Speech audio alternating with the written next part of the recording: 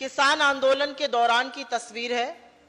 किसान अपने हक की मांग कर रहे थे और उन पर लाठियां बरसवाने का काम इसी हरियाणा की सरकार ने किया था, डबल इंजन की सरकार ने किया था, नरेंद्र मोदी ने किया था। और दूसरी एक ये तस्वीर है, एरियल व्यू है। किसान अपना हक मांगने के लिए दिल्ली आना चाहते थे और जब दिल्ली किसान जाना चाहते थे, जो राष्ट्र की राजधानी है, वहां कोई भी जा सकता है, उनके रास्ते खुदवाकर, उन पे कीले गड़वाकर, उन पे सीमेंट की चट्टानें लगा दी गई। सुप्रिया श्रीनेट ने कहा कि किसान अपने हक की मांग कर रहे थे, लेकिन उन पर लाठियां बरसाने का काम बीजेपी सरकार ने किया था। किसानों के रास्तों में कीले बिछाई गई थीं।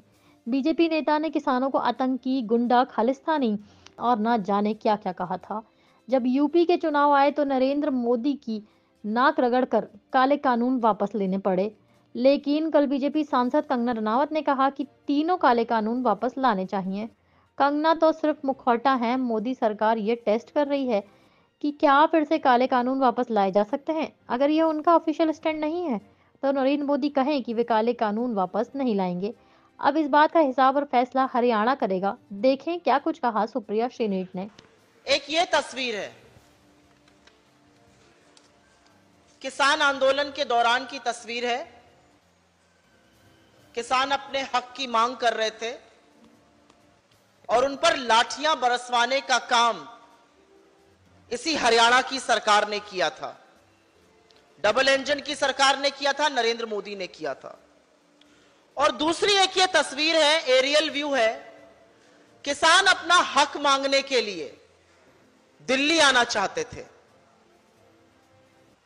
और जब दिल्ली किसान जाना चाहते थे, जो राष्ट्र की राजधानी है, वहां कोई भी जा सकता है, उनके रास्ते खुदवाकर, उन पे कीले गड़वाकर, उन पे सीमेंट की चट्टानें लगा दी गई और किसानों के ऊपर आंसू गैस के गोले ही नहीं, लाठियां भी बरसाई गई।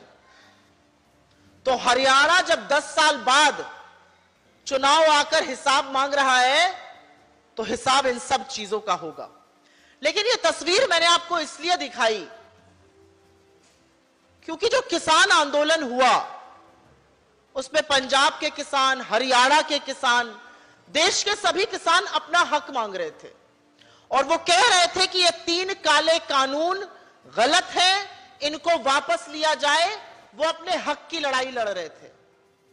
750 किसानों की शहादत हो गई, किसानों पर लाठियां बरसवाई गई, आंसू गैस छोड़ी गई, उनके रास्तों में कीले गड़वाई गई, चट्टानें लगवाई गई।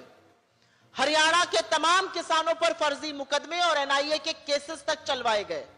इन्हीं किसानों को बीजेपी के नेताओं ने आतंकी, मवाली, गुंडा, खालिस्तानी न जाने क्या क्या कहा। और उसके बाद क्योंकि यूपी का चुनाव था, पता चल गया था कि सारे किसान, सारे अन्नदाता खिलाफ हो चुके हैं, तो नरेंद्र मोदी को अपनी नाक रगड़ के काले किसान कानून वापस लेने पड़े।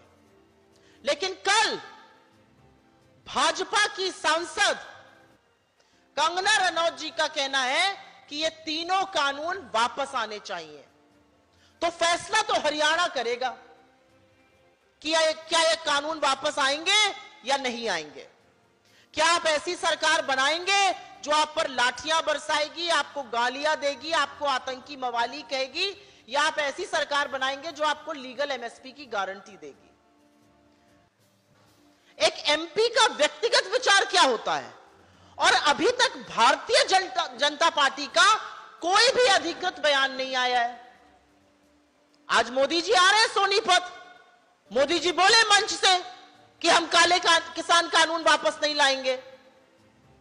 नड्डा जी निकाले चिट्ठी, नड्डा जी बुलाए एजेंसी को और बोले कि नहीं, हम काले किसान कानून वापस नहीं लाएंगे।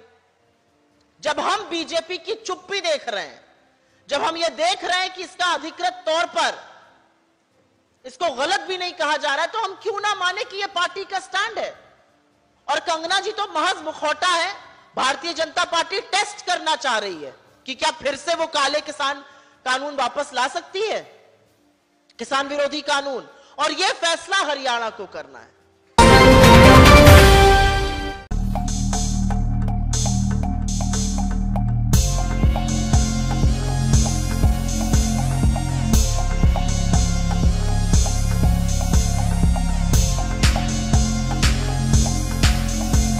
JL न्यूज़, नया जमाना, नई सोच।